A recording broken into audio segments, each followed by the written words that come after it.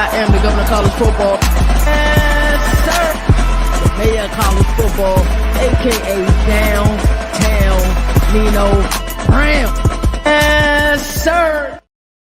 Welcome to another marvelous episode of Overreaction Monday. I am the governor of college football, and with me is a guy that needs no introduction, the mayor of college football, Downtown Nino Brown. Also with us tonight is a guy that pulls a lot of strings behind the scenes, the senator of college football, Mr. Dennis Nowell. Gentlemen, great week of college football. I got a quick question for you before we get into our show tonight. Was this the best week of college football we just got this past week? So far, I say yes. As of right in this year, this was the best week so far. Yeah, I would have to agree. We had some good weeks though. Week 2 was really good. Week 3 was good. Week 1 was every week was good. But yeah, every week this one had a lot more games that were that mattered. Right, right. I was freaking out at the. You guys know I went to 3 games this week. I was freaking out at the games. I'm like, yo, I wish I could watch this game right now. I wish I could watch this game right now. That's kind of the caveat. But I do love being on the road. But let's go ahead and get right into some rapid fire questions. We got a lot to talk about today. Earlier start time, everybody. I hope you guys do like this earlier start time that we are going with. So, are the Miami Hurricanes legit contenders? Nino, we're gonna start with you first.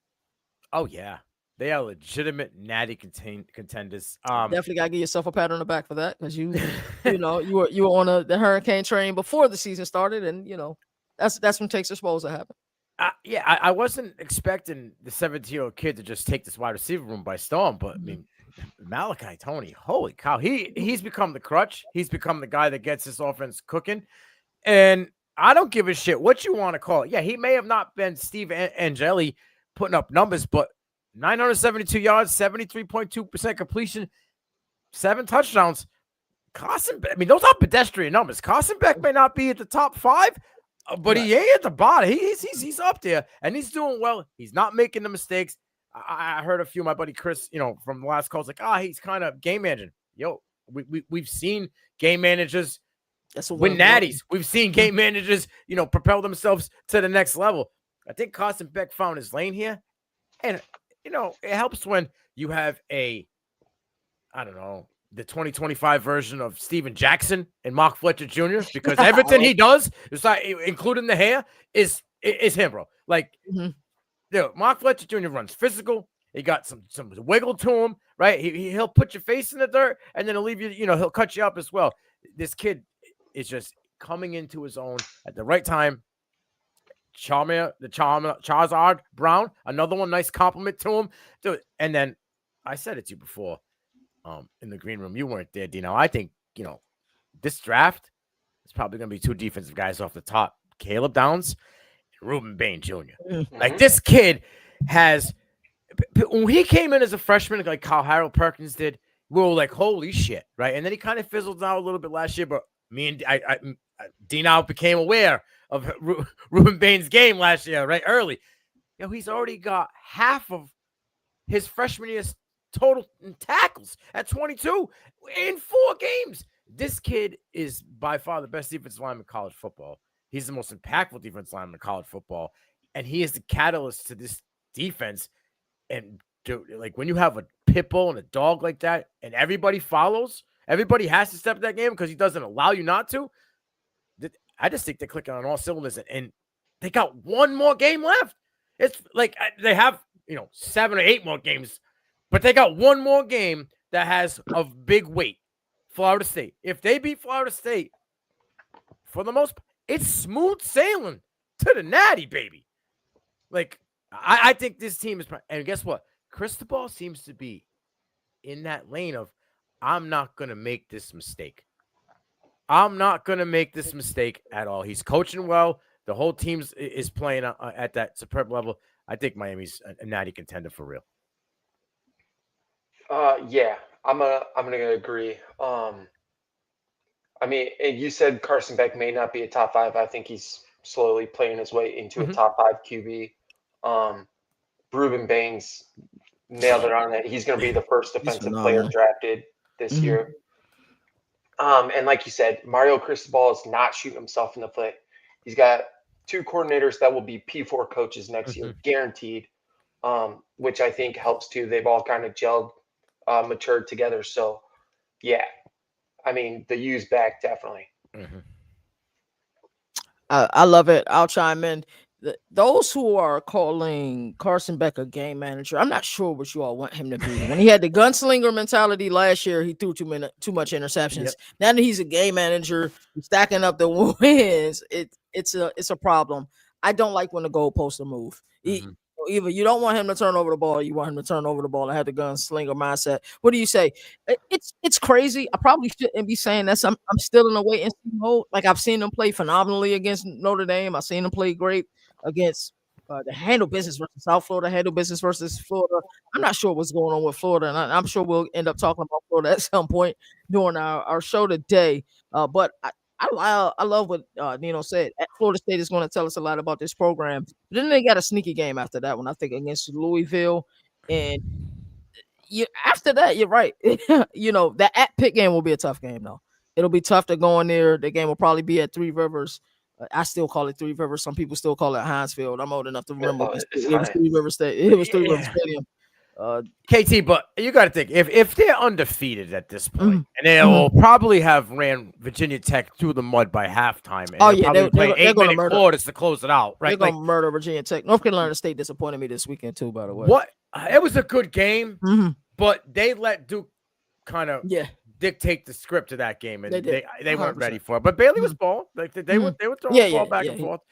I just think at that game, I think Miami will be such a well-oiled machine and not be a look ahead to the playoff. Be like, we're letting you know that we're here. We're here. We're focused, and we're not making that mistake. And I think that could be a statement. They should be the overwhelming favorite. Whether you like them or Florida State to win the ACC. I'm there. As far as Natty, I'm not there just yet. I mean, if they're undefeated at that point. Yeah. At that point, of course. I think after this weekend, we'll have a different. I think you will have a different tone because so they do got to buy. They do got to buy before they play Florida State, too, which is important. Yeah, that's incredible. But they look damn good this year, and you're right. I love what both of you all said about Mario Cristobal. I'm not gonna make no mistakes this year. I think that's where he's at, and I love it, and I'm here for it for sure. What did Brian say? I missed this one. Miami is playing football like it's the 90s. They're going to be a problem during the playoffs. I love it. So it looked like you all are in unison. I think they will win the ACC. I'm just not there yet for world. Can they make a deep playoff run? I'm not there just yet. Alrighty. So Kaidon Salter, is he back after his performance versus Wyoming? Nino, we're going to start with you again on this one. Listen, I watched majority of that game, and finally, I don't know if the benching woke him up or Pat Shermer got his head out of the sand like an ostrich, because Kaidon Salter was over 70% completion. He was throwing dimes all the way down the field. He had 2 big-time throws on deep balls, right? He had one turnover-worthy play, which probably should have been picked, but it wasn't. But he had 100 yards on the ground. He was making people miss on tackles. He was getting down when he needed to get down. I watched him at the line of scrimmage. He was checking his cadence. Was great. Everything in this game reminded me of 2022 Liberty. And I said, oh, did they hit it? Did they hit the nerve? Did they hit something with Kaidon Salter? Because once he started going in the second half, all of a sudden the ball started getting spread around. Once he got his confidence back, I think he had like 6 or 7 different receivers in that game, right? Both Millers. He had Sincere. He had both of the running backs out of there. He was dealing. There was a throw, I think, in the third quarter over the middle of the ball. Like, he just laid the ball right into Dre Miller. Boom. Nice. Like, he was in his bag. And I don't know if the benching did it or what it was. But I will say this. Colorado ain't going anywhere. But if Kaidon Salter can play like this for the rest of the year, his draft stock is only going up. Yeah, because people will take the chance on him. Like, they will take the chance on him with what he brings to the table, and you can see that he's done it in 2 different. It took him a little bit to figure it out at the next level. I think that from Liberty to the Big 12 is the next level, right? So it took him a little bit to figure it out. He seems to maybe this game was a get-right game, but if it is, he's definitely back. If he can give you 80% of what that was against Wyoming, and they got a good defense. Don't get it wrong. People say, oh, Wyoming. Wyoming's known for suffocated defense. They get after the ball. And they were giving him some fits, but he was able to, like, maneuver. There was edges coming at him, meeting him, and he would just step up. Okay, see the lane, go. Like, he was taking what they were giving him. He was keeping the main thing, and he never got distressed. I think if this is what we're going to see, the way it looked, all 4 quarters, he was locked in. I think Kaidon Salter's back. Yeah, definitely a different version this season. I wish though that they hadn't benched him anyways. Yes, I know he struggled, but reps against your own defense only get you so far. Mm-hmm. He's coming to a new offense, new OC, whatever you want to throw out there, but he's going to need in-game reps to get this, to be comfortable again, to be the old Kaidon Salter that we saw. So I just wish that they would have given him a little bit longer of a leash before going to QB3. I will say Staub looked good that first half, though, against Houston before he crapped the bed. But that's besides the point. But again, I wish they would have just let him figure it out on the field without the benching. I'm with you 100%. I just in this game when I was looking at it, he had 220 in the short game. But he didn't really have to throw in the middle of the field because his running game ate up the middle of the field. Like it was insane the way he was able to work the middle of the field in the run game. And he had 183 yards in deep. That was his best game probably in a dozen games. Like even from going back to Liberty Lot, like that was his best game in a while, and he was locked in. Like he was leading guys. If you look, there was a deep throw down the left side to Marion Miller. He led him stride for stride over the shoulder catch by the side. Like he was aware of the boundary, and he made sure his guys had time, and they were the only one that could get the ball. That's the guy that me and KT were like, "Ooh, this guy's something. He's going to put him in the Kyron Drones category. Put him in this book to these guys that these next dual threat quarterbacks." Then he kind of fell off, but I think this sample that we saw, it looked like he had it, and he was happy. Usually, you could tell by the way the quarterback and the player is, man. His demeanor the whole game, like he got sacked, got up, boom, let's go, guys. Next round, I think it's back. I think he's back. All right, so if he plays, let's say, just throw out your number, 80% of what he did rest of the season, what's the record look like? Let me see here. I got you. The record the rest of the way. I know they got some tough games on the schedule, so they're gonna lose this week against. They're screwed. They got 3 ranked games in a row, and they're all conference. BYU, TCU, Iowa State. At the very best. At the very best, 7-5. I think they can beat Arizona. Yeah. Okay. I know Arizona's playing well, but I think what Warren Sapp has done to that front seven. We'll give Noah Fafita fits because Noah Fafita will have to be in the shotgun a majority of the time, and they're gonna get after him, and they're gonna make him get off the platform. So I think in that game, Peku or however you say it, has turned that defensive line into monsters. Yes. So I think Utah they're probably gonna lose, but Arizona, I think I'll be honest with you, I don't trust Arizona State because I don't know which Sammy Levitt we're gonna get. Right? Are we gonna get the one that's dialed in, or are we gonna get the guy that's gonna throw for 96 yards and Jordan Tyson's going to be the only guy catching the ball? So I don't know. But I think they can win the last 4. So, yeah, I think they could be bowl eligible. I think if Kaidon Salter's locked in like he was in this game, and he gives you about 80 to 100% of what you got there in that version, I think they can close out, 4 in a row to end it and probably make a bowl game. I agree with both of you guys said about Kaidon Salter, so I won't really say any more about that. But what I will say is Coach Prime has made some pivotal mistakes during his tenure there. One of the biggest one, I mean, shout out to San Diego State and what they did to Cal this weekend. But Sean Lewis, bro, you had Sean Lewis as your offensive coordinator.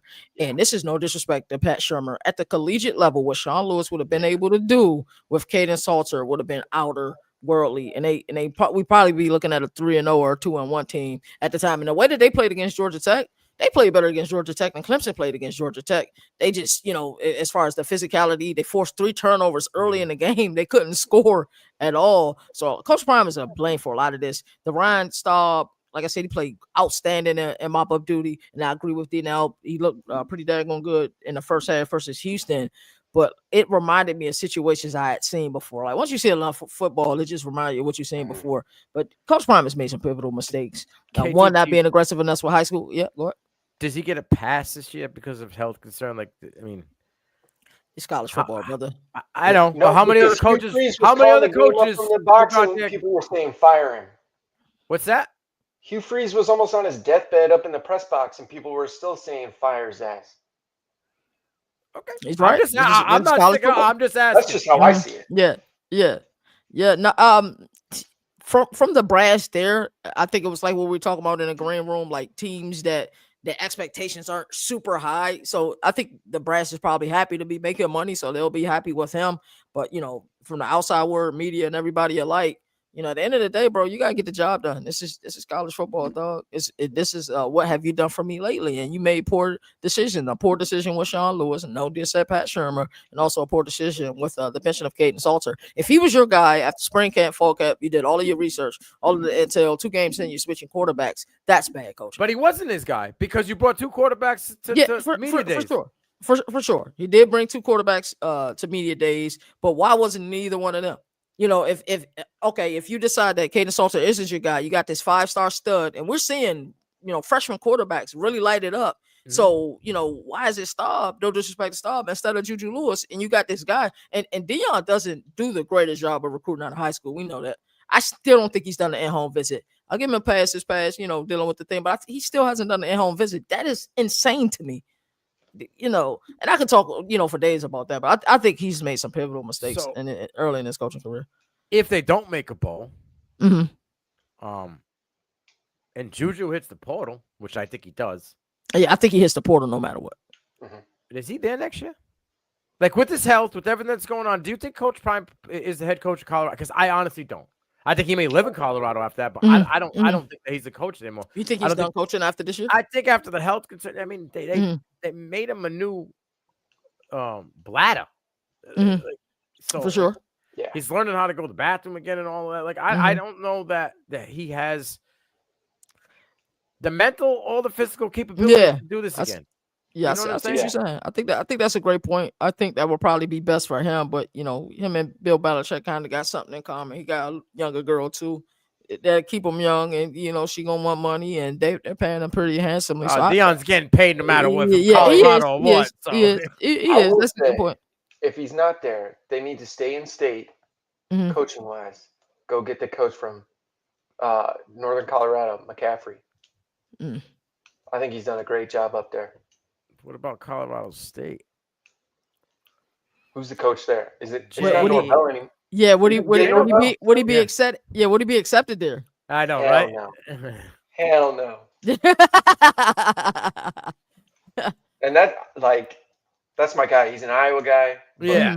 There's no way he'd trade schools. Yeah, like that. I don't think so either. That's a good one. So we got another question on the dock. We got is Missouri the team to beat in the SEC? And is Beau the best of the QBs out of Allar, him, and Smolik? This time we're going to start first with D now. Is Mizzou the best team in the SEC? Not even close. If you look at who do you think is the best team in the SEC? I'm sorry to cut you off. No, you're good. Because I think we'll probably get 3 different answers on the panel. I think that's just where the SEC is right now. I think we might have the P word in the SEC parity, which is crazy to me. Yeah, the conference is definitely going to cannibalize itself this year. Big time. If I had to pick, mm-hmm. man, I'm going to probably go with Oklahoma just because their offense is pretty exciting. Mm-hmm. And that would be the only reason I would pick them. But as for Mizzou, they're the 10th best points allowed defense in the conference. So anytime you're middle of the conference or bottom half of the conference, you don't stand a chance as being the best team in the conference. And is Beau the best out of the 3? I'd say he's the most athletic of the 3, which I think helps his game. Is he the best? No, I think Allar's a better pure passer. I know his numbers don't show it, but mechanic-wise and all that, I think he fits that prototypical slot that everyone looks for as a QB. So I would lean towards Allar. And like, no disrespect to Smolik or however you say his name, he's just not even in the conversation of the 3. Nino, I'm interested to hear. Oh, I know where I already know where this thing is about to go. I'm excited for it. Let's get it. The best Russian team in the SEC, hands down, without a question. Our guy Hardy's a beast. They have a top 5 Russian defense in the SEC. They have a top 6 passing defense in the SEC. And I'm pretty sure they're in the middle of the pack when it comes to points allowed, right? Isn't it only 67? They're 10th. They're 10th in the conference. They're 10th in the conference. How many points allowed? It is 67, 68. Yeah, 67. 16.8 a game. They're 35th in the country. They're number 10 in the country in points per game. They're averaging 46 points per game. How come when I go over here, 1, 2, 3, 4, 5, 6. Oh, yeah, they are 10. It says 16 team. Yeah, they are 10. But they're still undefeated. Mm-hmm. They have a pretty, I wouldn't say easy schedule, but an easier schedule than a lot For of the teams SEC, for sure. in the SEC, right? Because I don't really. Alabama's Alabama, right? Auburn now is not ranked anymore. Outside of Texas A&M, Oklahoma, I think that they have a pretty good. And I think I don't know why people are really anoint John Mateer on the highest. Like He's not mine. He's not mine. I just keep seeing these pictures and these graphics, and all these people keep saying it's John Mateer. John Mateer. Did they not see the turnovers? Did they not like? He's what is his best asset? His legs? Seems like that to me, right? It doesn't seem. I mean, wasn't he listed as an athlete at Washington State last year? Not even a quarterback. That's accurate. That's neither here nor there. But I think Beau Pribula right now is playing as the best quarterback in the SEC. He is playing. I'm not saying he's the best, most talented quarterback in the SEC. Just based off what we're seeing out of performance, he is playing as one of, if not the best quarterback in the SEC. He's more accurate than Drew Allar. He's got almost 400 yards more than Drew Allar. He lost his whole freaking wide receiver room. They brought in a whole new room. Luther Burden, gone. DOE's gone, right? He's spreading the ball out. He's throwing a true freshman. What is it? Oluk. I always mess his name up. Olupia, whatever his name is. But he is not getting enough credit. Just like a Dante Moore type is not getting enough credit for what they're doing. Mizzou is not the best team in the SEC, but they are top 3 in the SEC. Texas A&M is by far the best team in the SEC. And that is my take on it. I think on both sides of the ball, when it comes to line work, they dominate. I think they have a quarterback when it comes to dual threat athlete. I think he's playing better than John Mateer. We actually agree there. I think Texas A&M is also the best team in that. And I think they have the best wide receiver room in the SEC. Oh, yeah. Oh, yeah. Oh, yeah. That's a good one. That's a good one. That I don't know. Rebuttal. I feel like D now has a rebuttal. No. Nah, you good? Okay. Yeah, no. Okay. Like I said, I knew where Nino was going to go with Allar. No, for sure. He hasn't been high on Allar for a couple of years. So there you go, check. I think it really comes down to, like, at the next level, what are you looking for? You looking for a guy who can make plays outside the pocket, or are you looking for a guy who can throw it down the field? And when it comes to that, you could go either way with who you think is the better of the two. I agree with him. I as far as the better of the two, I've liked what I've seen from Pribula. I watched the entire Border War game, but I am a Drew Allar fan. I think he just suffers from being, like, in an offense that's not dictated for him to be successful.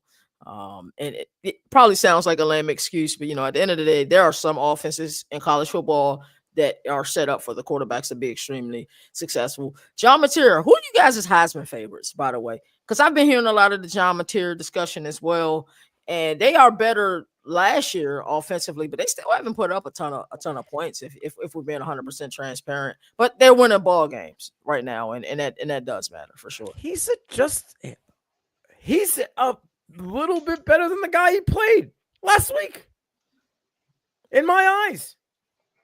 He's a little bit better. He's the same.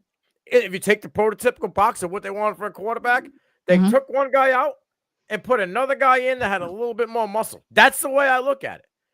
Except John Mateer can throw a touch pass to a guy in the end zone that's wide open.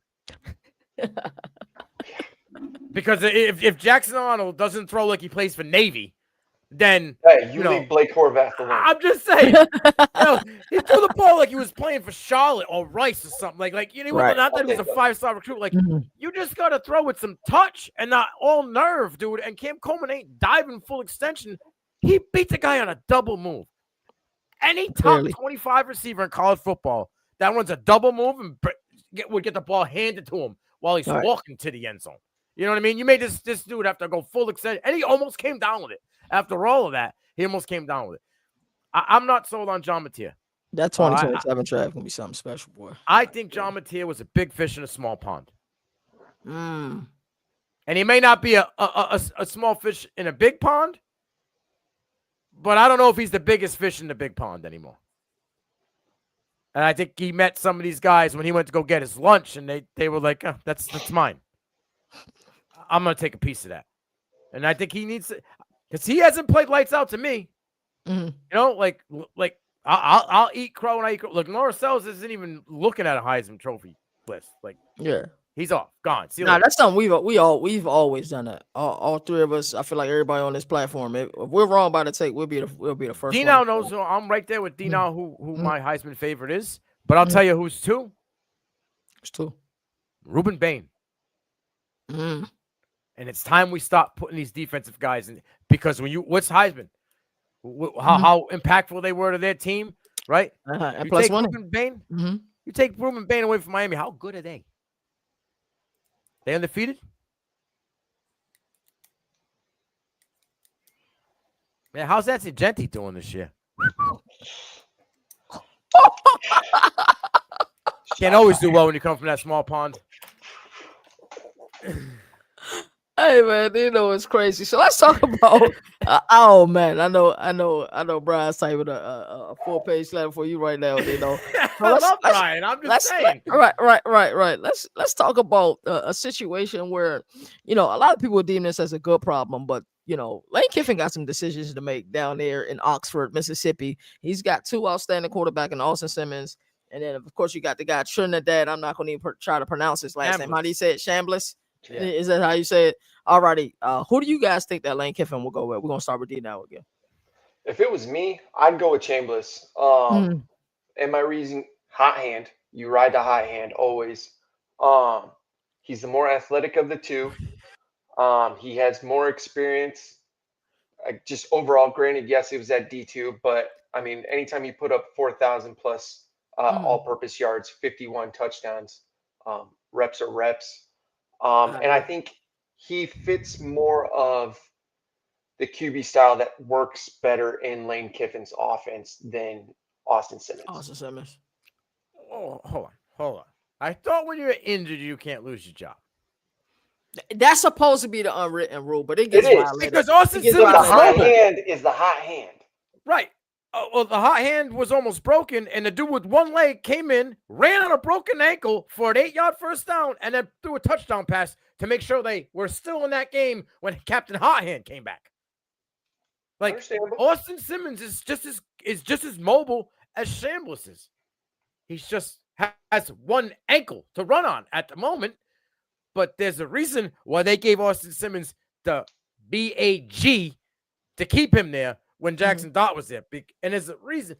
Bro, this kid's a graduate. There's nothing for him to do but play football and be in a room of film. He's graduated for 2 years. He got nothing to do but watch football and study. I love Shambliss. I think he works. I'm not taking anything away from him. Another perfect thing of scout the player, not the helmet. And I saw someone on X made something or stated something about him that he's like a little bit bigger version of Baker Mayfield with more jiggy, and I love it. I love it. I love the way he runs. I love that, he's got a little bit of swag to him when he's out there moving around, but he knows when to get down, right? He has that internal clock in him. He knows when to get out of the pocket. He also knows when to get down and not get smoked. I think he gives him one more game, and I think they go back to Simmons. But I think the leash on Simmons is going to be small. So if there's any concerns, I don't think he's going to put him in with any concern about health because they got a guy that's cooking. Right. That's a great point. And I don't know if this offense, The last 2 years offense worked in that Lane Kiffin style with Jackson Dart because they had running backs that couldn't run. They were just receivers. Come on, Lacey's a runner, bro. Oh yeah, He's a dude. So I think either quarterback style will fit in this one. You know what I mean? I don't think one guy's is better. I think that they'll run Shambles for a game or two until Austin Simmons is 100%. But I think Austin Simmons is the guy. But okay, to play devil's advocate, yes, they gave Austin Simmons the bag, like you said. But at the same time, why go after one of the top D2 JUCO XYZ quarterbacks in the country if you knew without a doubt Austin Simmons was your guy? No, like I said, no, you're right, but it's also JUCO. You got to take the dot when the dot's there, right? I mean, it was D2, but what, Ferris State's D2? Yeah. D2 national champions. Put some respect on that. But that's yeah. I got distracted from it. Brian, I'm not talking shit or anything. Your own guy said he had to learn the speed of the game like 2 weeks ago. I'm not. The reason why he's only getting 6 carries is he has trouble pass pro blocking, and he's enormous. Like, he's having trouble keeping up to NFL speed. He admitted that. I'm not talking shit about the guy. I mean, that and their OC. I'm just saying, maybe he's the next Trent Richardson. Maybe he's the next Jonathan Taylor. I don't know. But right now, he looks like Trent Richardson.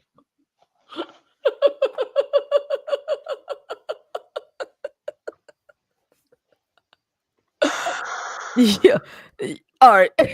So Chambliss and Austin Simmons. Are you concerned about the interceptions with Simmons, Nino? Am I concerned with what? What with the interceptions? Yeah, he's had multiple multiple interception games with Austin Simmons. One against Georgia State, and I think the other one was against Kentucky. It's always a concern when you have multiple. But again, first year starter, so I expect that in first 1 or 2 games. I can go on Wikipedia too. You want me to go on how many didn't make it that was from there that was supposed? I mean, Brian, please. We've had this before. We've gone down this route before, right? And we've come to a mutual friendship. There's no need for this. Because for everyone that hits, there's 7 or 10 of them that don't hit. Yeah. I think, again, like I said, Chambliss is the guy for right now, this game, the next game. And then outside of that, I think they go back to Austin Simmons. You're right. There's a huge investment with Austin Simmons. It's just hard to ignore what Chambliss is doing right now, and that's why it's such a hot topic. But I think if it's a good problem to have. How many years does Chambliss have? About to ask that too. Okay, he's listed as a senior. He's a senior. Yeah, see, you could keep Simmons. Make sure he's 100% healthy. You could ride Chambliss for a little bit longer than what you're saying too. I don't know. Well, again, I'll play devil advocate. What happens when the ride becomes bumpy?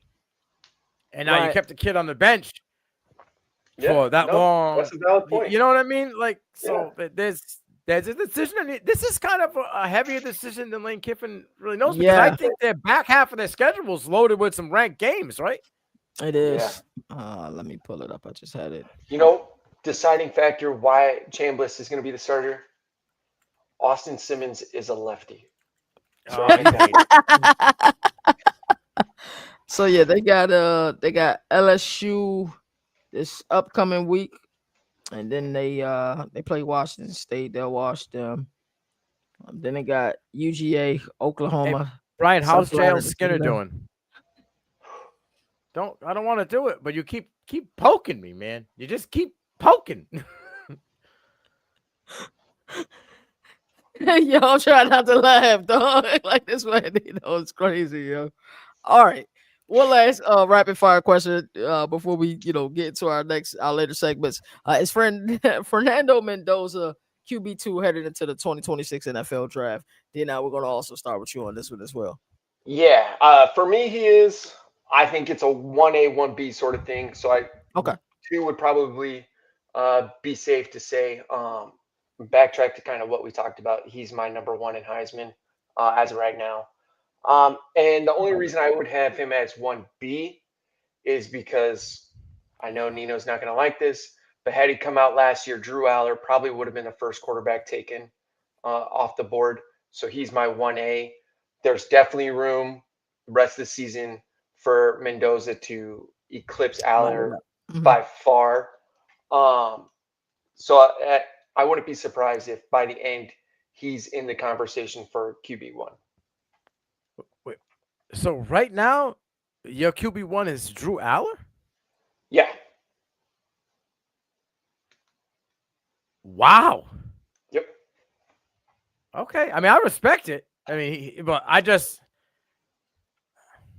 know he hasn't played well, but I would still take Nuts over Drew. I think even with, playing better competition, I think he has better stats even with the bad game. And stats only go so far though. True.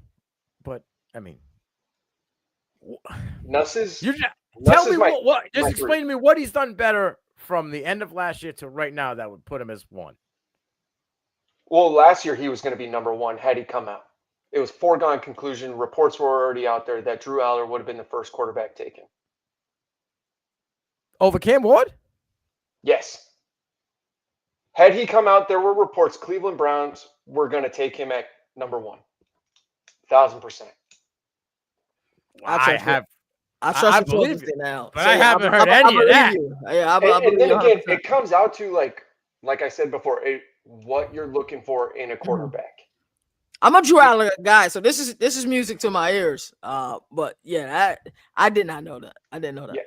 Had he come out, the Cleveland Browns would have taken him. Yeah, you are my insider, brother. You always sharing information that I heard. That's a good one. I didn't know that one. I just haven't seen him get any better this year by any means. Yeah. No, that's a valid point too. But I mean, he's the product of his offense. If the offense is running back heavy, then obviously his numbers aren't going to look amazing because he's not going to have the 40 passes per game to boost his numbers and his stats and all that. But like I said, it comes down to what you're looking for as a me. And I don't think he hasn't played a full game yet either. Yeah. I'm a prototypical kind of quarterback. I like the guys who aren't afraid to stand tall in the pocket, big, strong arm kind of guys. So, I mean, that fits both of them. But coming back to the question, I think Mendoza has the opportunity to eclipse Allar by far with the back half of the schedule. I mean, look at what he did to Illinois, and Illinois was supposed to have one of the best defenses in the country. I'm with you with Mendoza. I'm all in with Mendoza. I mean, I think Mendoza Allar's got a chance to shut the doubters up this weekend too. So I'm not saying he's going to do it. Not saying he's going to do it. Oh, Indiana's 1,000% on upset alert, bro. Coming off a high like that, and then got to go to Kenny. Dino, last year, right, when they played Oregon, who lost that game? No, you're right. Allar. He was the guy in the second half that shit his pants, right? Yeah. He has one big time throw this year. One. No, I get what you're saying. The numbers film isn't there, but it depends. I'm not even saying no. I'm just what I'm seeing. I don't even see him usually quarterbacks that are going to be in the top. I'm going to go with you too. If you want to go that route. Execs are saying Lenore Seller is the best quarterback had he come out this year. Are you saying he's the best quarterback to come out too? Hell no. I'll throw exactly what you're spitting right now. His numbers aren't the best. No, I just said that. I said I don't even think he comes out. I don't think he comes out either. But no, I don't even. He's not even in the Heisman talk. And I think the only way he was coming out is if he won the Heisman. Yeah, because you got to strike while the iron's hot. We're all saying that, and execs are saying Seller's the best quarterback if he comes out. Yeah, but these execs I've been hearing that Lenore Sells was 6 weeks ago. Yeah, they literally just found out who Lenore Sells was 6 weeks ago. We knew who Lenore Sells was 2.5 years ago. 3 of those 6 weeks. Right. Yeah. Right. So you know, and they're still saying he's the best quarterback. I don't know. I think when the smoke settles, it's going to be Beck, Nuss, and Mendoza. That's where I feel in that first round. I think those are going to be the 3 guys. So when it go in the first round. I don't know if that many teams are going to need it. You guys don't think Allar will test well? Test I better think than he'll light it up Mendoza at the and combine. I Nussmeier. think Yeah, at the that's where combine. he- Yeah, I think he's going. I think he's going to test it. Extraordinarily. Yep. Brian, it's okay. I admit when my guys are wrong. I just admitted probably 2 different times on the show that Lenore Sells isn't going to win the Heisman, nor is he going to be the number 1 draft pick. At some point, you can just look yourself in the mirror and admit that you were wrong. It's okay. I'm wrong a lot, bro. I am. And it's no hard. That's no, part no of it. That's part of it. Hey, and it's Nino, not Nico. My last name's not I am a lever. I am leaving. Did he decide to hit the portal? I gotta go. I just put my papers in. One more week. No, I think if Drew Allar comes out and does the same shit he did against Oregon this week, this week, is this a must-win game from Penn State? Well, and I know we're gonna talk about it later. It's 100% must-win because I'll tell you something right now. If they don't win, they're outside of the top 5, and they're probably at the bottom end of the top 10. If we're gonna go by how we're judging everybody else, don't matter if it's a ranked win or not, or ranked loss or not, right? You lose, you drop, unless your name's Alabama. It's going to sound cliche, but both teams need this win, because I agree. I'm pretty sure both of them still play Ohio State. I'm not 100% about Oregon. Do they still play Ohio State? I'm pretty sure they do play Ohio State. He almost got me. I almost called you Nico. But yeah, I mean, at that point, I don't want to say it's a foregone conclusion, but you might be looking at 2 losses in conference at that point if they both play Ohio State. So no, they don't play Ohio State. Their schedule. Oregon doesn't play Ohio State. No, they don't. But they do play. It's definitely more of a must-win for Penn State than it is Oregon. Yeah, they play Indiana and USC, the last 2 ranked games they have on their schedule. Yeah, and they still got to go to Kenny. KT, I love you, man, but Kinnick's not what it used to be. Not this year. I was going to get dog walk. Not this year. Dog walk. So after this weekend, the dust settles, right? On Monday, if Iowa competes, even though I don't hand out moral victories, or they find a way to win this game, I need an apology. Now, 100%. if it's the other way around, I come in here and I'll say I apologize. But I'm telling you, I'll start PSA to start the show. I was wrong about my team. Parent special we get this weekend. So, okay. So here's the thing. If we want a Kirk Ferentz special, I'd rather it be against Oregon than Indiana. Yeah. Okay. I feel you there. Hey, man, what's happening, Beau Sarge? Friend of the family. Hey, man. Yeah. I feel for you, brother. When Bear Alexander, Mateo Ugalale, I hope they snap Fernando in half. Just in half. I'm over him. I'm over him. No, I'm not saying when they shut down Nicholas Singleton and Katron Allen, when they shut them down and they make Drew Allar have to win or lose the game, if it's an L, all these execs, all these people that got him as QB1, I think they're gonna have to sit down at the table and I think it depends on how bad of an L it is. He lost the game for them last year. You like Dante Moore? 100%. But there were still rumbles. He was going to go number 1. I do like Dante Moore over Drew Allar. Yes, he's been impressive this year. I'm not gonna lie. He has been, and I said that he was that dark horse Heisman. He's possibly still that dark horse Heisman. I tagged you in something earlier when I said that JKS will be in Oregon next year, and Sharp, Felix Sharp.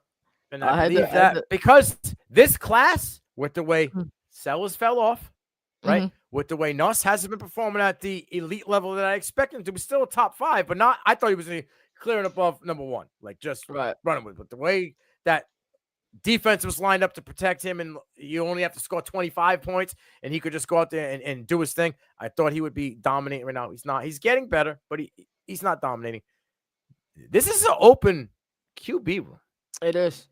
If Oregon goes undefeated and makes a good run, maybe gets to the Natty, and it's on the back of Dante Moore, because somebody want to tell me where Malachi is? He hasn't shown up in Oregon. He's getting outplayed by true freshmen. True freshmen are getting more snaps than Malachi is. And we thought he was going to come right in and be RB1. So he's doing it with an inexperienced group. 2 freshmen at running back. Wide receiver 1, freshman, Corey Moore. Right?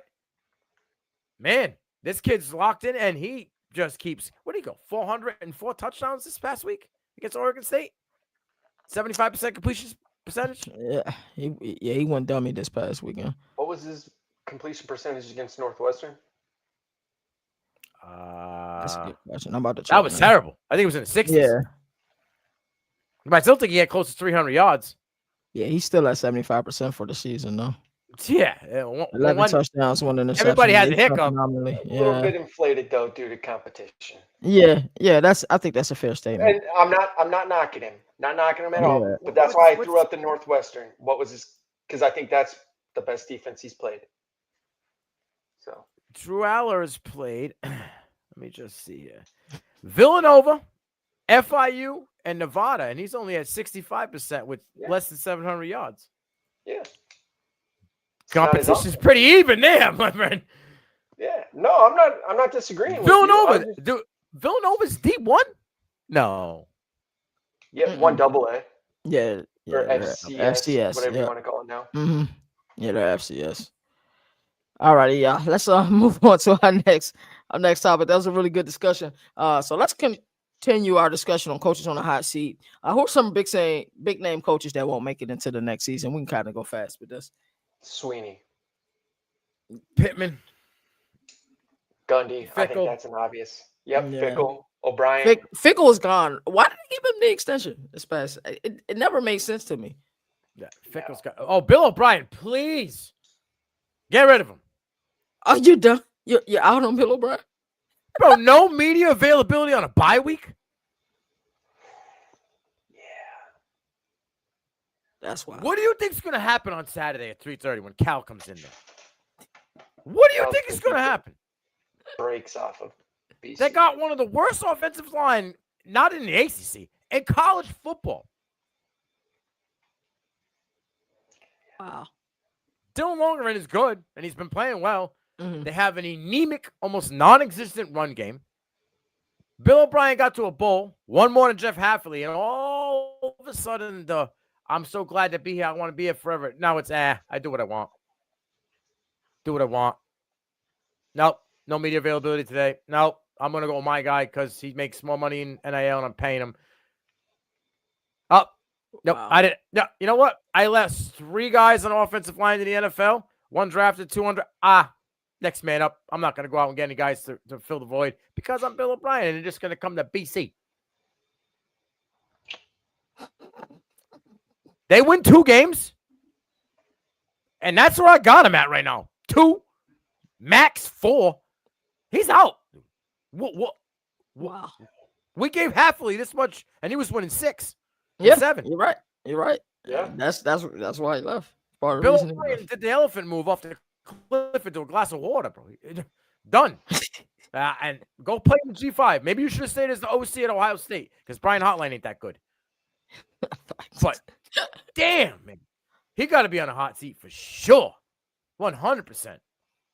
Billy Oh yeah, that's an obvious. He's done. Yeah. He's done.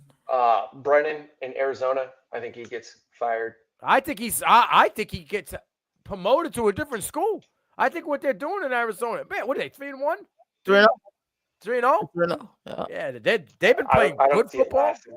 Mm-hmm. Yeah. The core of their schedule is definitely about to start, and I think it starts this weekend with their. I get it. There's no replacement for Tet. Mm-hmm. There is none of that, but I don't know if he gets the whack. We know Gundy's gone. Yeah. Oh, that's just. He says I'm 100% back. I ain't going anywhere. Okay, sure. Did you not see his face Thursday night when they were playing Tulsa, bro? His eyes were glitches out in red.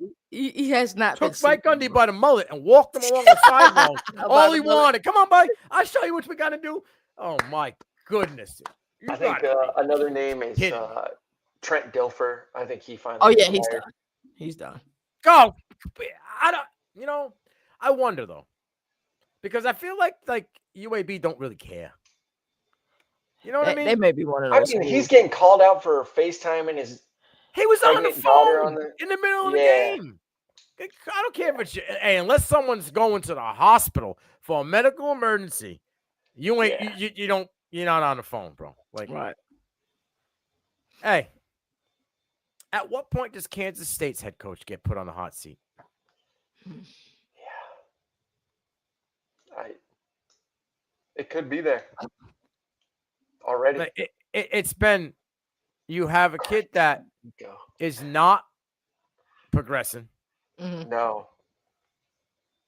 You've got embarrassed by teams that you should have beaten this year. Barely one game that you have won. You're 1-3 in a wide open Big 12. I feel like, Kansas State has never really lived up to expectations the past couple of seasons. No, because they've been high, but I think he's loved in Manhattan, to be honest with you. And you could be loved, dude, but I mean, Dabo's loved, and he's probably going to get the boot. Mm-hmm. Yeah, Dabo. That's it. He's already hinted at it. Yeah, like, if you want me gone, I'll just go somewhere else. Yeah, he's making threats already. Yeah, he's you don't want to use the transfer portal. You're making threats with us. They're supposed to be one of our best teams in recent memory, and you start the season off 1-3. You're done. You're done. Yeah, that's absolutely terrible. Mm-hmm. Luke Fickle. I think we named them all. Can I know it's bad to say, but could Phil Longo's second stop go as quick as it came? I think they'll be fine once they get in the conference play. But they're one trick pony. They just run the ball. All they do is run the ball. Yeah. They haven't looked good, and he's an air raid aficionado. So I'm not sure what's going on with their offense, but they haven't looked good. Who they play so far this season? I forgot. They played somebody week 0, Western Kentucky. Yep. They ran the ball 51 times. Yeah. They played in that first week. That's why I said they may run the ball 400 times this year. Yeah. They played Texas. They lost 55-0. Arch Manning flexed on them. That was last week. They lost to Hawaii with a backup quarterback, 37-20. UNLV beat them 38-21. Jet had 3 touchdowns. And Western Kentucky beat them 41-24. And then they just lost 55-0. Yeah, that's bad. So he could be one and done. He really could be. But, I look at the rest of the schedule, maybe but Oregon State has looked horrible this year, too. So we can't even say that. Jack State's not bad. Jacksonville State is pretty good. UTEP will probably give them a run. Yeah, I agree. Delaware's been really good this year for a program that just on the come up. Yeah. So they might get 3, 4, but look at what the program had before. Who was the coach before that? Casey Keeler. Exactly right. Brought them from FBS, and they were successful in one switch. So he's a damn good you had a standard to live to, and now you just fell right back down. Mm-hmm. So I don't know how well he'll stay. I mean, I threw UMass. One out there. I don't know if you guys heard Stoops in Kentucky. I think Stoops has got to go. I think his time has come. Like I said that last year. That I agree with you, but is he gone? I mean, what are you going to get to replace it though? Who's going to want the job? John Gruden would be happy. Oh yeah, he did say he was not a coach in the SEC. He'll get a bigger school. He did say that. He did say he was not a coach in the SEC. Right, but he hasn't coached in how long? 10 years. He'll get a bigger school. Has it been? Private had 2 years at Colorado, and they were saying if Norvell got fired in Florida State, he was going to take arguably one of the most prestigious jobs in the country. Right. It's also his alma mater. It's a little different. Right. I understand, but I mean, Super Bowl winning coach. Yeah, is going to I got you. If Notre Dame only wins 8 games or 7 games this year, is Marcus Freeman on the hot seat? No. He's too low. No. They just turn a blind eye, huh? I mean, they let Charlie White for 1 year. For 7 years at mediocrity. So. Yeah, he got them to the Natty last year. I think he'll be okay. So let's go ahead and do this CFB film room segment, and we're going to break down a few plays. We're going to break out the outstanding trick play that you all caught in the Purdue and Notre Dame game, and then we're going to have an illegal versus legal discussion about the Auburn and Oklahoma play. I'm going to pull these up. All right, let me get D now in here. Mm-hmm. There we go. All right. You going to run it? Yeah, I'm running it. I got you.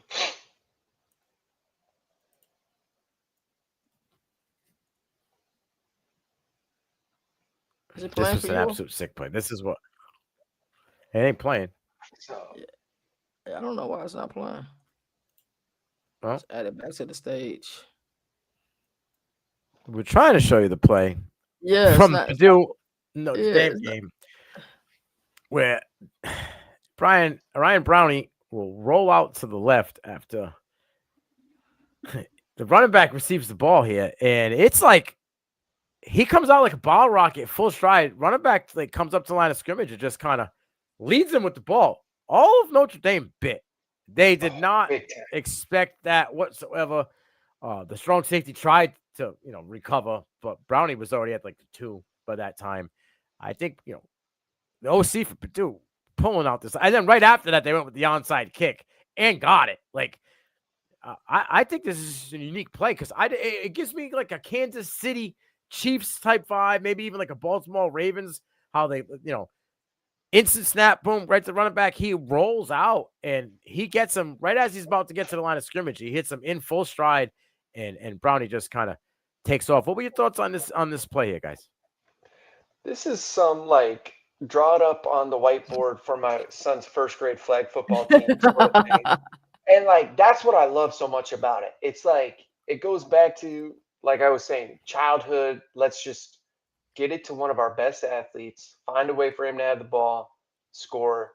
And like you said, it just made Notre Dame look stupid on this because the entire defense bit so hard on the running back, and he was just wide open. I mean, even like high stepped it in at the end. Yeah, he jump step like, oh, you can. KT, what are your thoughts on that? I'm about to say, I think I got it. I'm going to play it for everybody now. There we go. Boom. Right as he gets there, boom. Leads him. See how he leads the ball? Like he threw it right into a spot, and my man just took off to the cribbo. Yeah, no, that the scheme was incredible. It reminded me of a play I saw back in the day. Now it was different, but the Buffalo Bills had a 4th and 1. It was versus the Seattle Seahawks. This is when we had Drew Bledsoe at quarterback. God daggone Willis McGahee. He was the running back. Drew Bledsoe looked like he was going to quarterback sneak. And then he threw it to Willis McGahee, and Willis McGahee went on to score a touchdown. It reminded me of that. So great play call. You love to see it at the collegiate level. We're supposed to have fun, but you're right. You guys said everything that I saw as well. They had the entire team full, easy touchdown, and you normally don't see that against a team like Notre Dame, who typically always leads with defense. We haven't seen it much this year, but you guys called it. You guys were huge, Barry Odom fans, and I think he's going to right the ship there. I felt bad for Ryan Walters, how bad it was there. But we also got another play to talk about. Let's see if this one plays properly. If it don't, I'll upload it the same way I uploaded the other one. You got it up there? It's not playing. Let's go it's back. Yeah, that's crazy. So let me go ahead and upload it real quick. Pull that up. And, yeah, that's Now I don't know if this is how do y'all feel about this? So it's definitely illegal. No, definitely illegal. It's not. It's not. No, it is. It is. He never made move that he was going to the side. He stopped. If your conference says it's illegal, the SEC said this was illegal. They did. They had Gino, whatever, the ex-NFL ref, on the TV live and said, unless the dude makes a move to go off the sideline, it's not illegal, but it's a unspoken rule. The SEC said this was illegal, that it was they did an insinuated substitution. Nobody came on the field, though. But the way he ran over looked like he was coming off the field. Mateer followed. Mateer has a wide open receiver. Touchdown, Isaiah Satania. Busted coverage for Auburn. And a 24-yard score for Satania.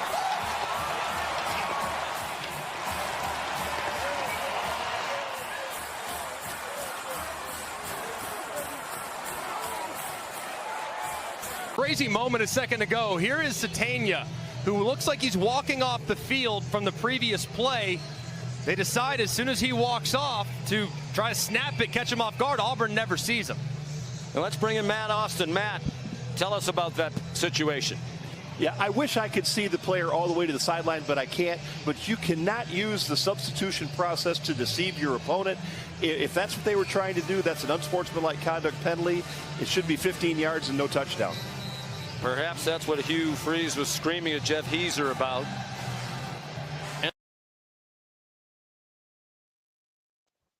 All right. But you don't see the video because it blocks them out. It does, yeah. So here's my thing. I used to do this shit all the time in high school. I knew what the play was. back in the day, I knew what the play was. I don't need to be you in act the like huddle. you taking So somebody out. I would just walk away from the huddle. I would walk right. I would stay inside the line, which is what he did. Face the sideline.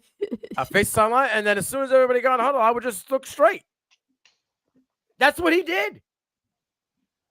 When they went to snap the ball, they stopped him, right? They all readjusted. He was still on the field. My thing is nobody attempted from the sideline to come onto the field. So what reciprocated the fact that you thought he was going to substitute? So now we're not allowed to go to the sideline and line up? No, I think it's the fact that he was actually like walking to the sideline. If you look at the film, he was actually behind, like almost 5 yards behind the line of scrimmage, like he was walking off the field. Don't give me Auburn dropped the ball on here. They should have been able to count to 11 and figured out how many were on the field. Thank you. 100%. Yeah, but if you say he was 5 yards behind the line of scrimmage, it would have been illegal formation. They would have called a flag. He would have has to be on the line. Maybe, yeah. But if You you, know look what I'm at it, he was behind the line of scrimmage, almost like casually walking off. And I think that's where they're saying that it looked like he was subbing off. But So how about those times where hindsight- guys go to casually walk off and they're like, oh, you're going back on the field, and then you go back on. And you never get yeah, off the but field. you can see the difference between like, oh, I'm subbing off, I'm going to walk. Wait, you need me? I'm going to run back onto the field. Sort of thing is, I think, is where they were arguing. But the SEC did say it was actually illegal. Now, did but- they find him? I don't know. I don't think Maybe they not announced yet. that part. Y'all think So they we can announced do Yeah. that part illegal yet. plays without getting fined. What But teams are going to do it? players Not to can't say that fall they down won't and grab fine a him. leg. Not to say that they won't fine him. But I get what What you're are they waiting going for? Next week? You know what I mean? No, All right, but guys, this we got- like- Go ahead. I was gonna say, this makes me think of like, what's the movie? The Longest Yard sort of thing, like that last scene with Adam Sandler, like Mhm. don't know the play, sort of like Nino was saying, don't know the play. I'm gonna walk to the sideline, like what's going on. And now that I think about it, I'm pretty sure Johnny Manziel ran a play like this with the Cleveland Yes! Browns in the NFL too. So I don't know. I've We had seen a it defensive before. lineman score a touchdown like that. It was a fake field goal. I forgot the name. Aaron Schoen, maybe that was his name. Schoblin, something like that. He was facing the sidelines, and they snapped it, I think, to either the holder or the kicker, and the kicker threw it to him. He was wide open for a touchdown. We've watched quarterbacks Yeah, walk all the way to the hash, bro, Mhm, and they direct mhm. snap it to the running back. yeah. What's the See, difference? okay, so maybe that's what you said. They went to the hash. This guy was beyond the hash. But he didn't go to the white line. So you know there's the hash and then the white line No, and then I- out of Mhm. Yeah, He no, never I went get what past you're the- saying. Yeah. But maybe it's like, I mean, we'd have. I to think find when the it. quarterbacks do it though, aren't they already set though? They're like already on the line. That You is kind He of true. was see walking. I've quarterbacks seen him generally walk, just walking, and the ball gets snapped. Boop. Direct snap, wildcat type shit. Yeah, You know what I mean? yeah. That's interesting. We got literally like a minute and a half. Quick thoughts about this whiteout that we have in Happy Valley coming up. Two top tier teams. We've seen these teams go toe to toe twice last season. I thought the second time that they played was better than the first time that they played. What are you guys' overall thoughts? Like I said, we got a minute, so keep it short. 15, 25 seconds. Give me your thoughts, Nino. We got two of the top 10 defenses in the country, I believe, in Mhm. both programs. And then I think you have one top 25 offense and an offense that I don't think has an identity yet.